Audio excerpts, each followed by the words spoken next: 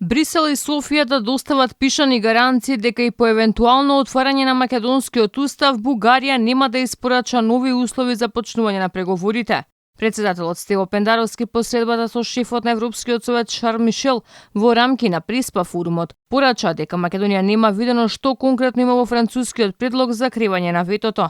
Француски предлог има или нема, тоа е интерна работа на Европската унија, затоа што станува збор во овој момент од аспект на Европската унија за преговори кои тие ги работат, ги прават меѓу себе, во функција на подготовки на заклучоците за 23-ти самитот, кој Франција, бидејќи е ротирачки председавач овие 6 месеци, е должна да ги поднесе на усогласување кај сите земји членки.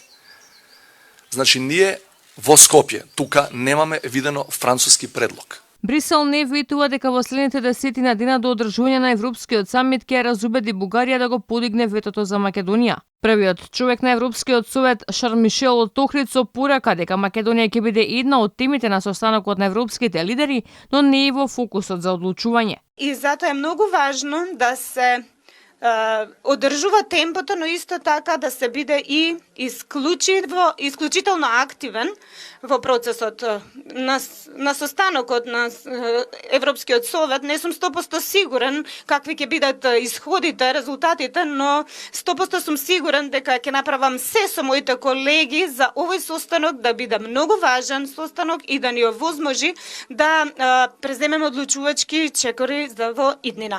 Мишел не открива ниту какви заклучоци се спремаат за Македонија, ама повторно ја наметна идејата за паралелна европска заедница во која би влегле земјите кои се уште немаат почнато преговори со Унијата, но вели дека тоа не било алтернатива за европската перспектива.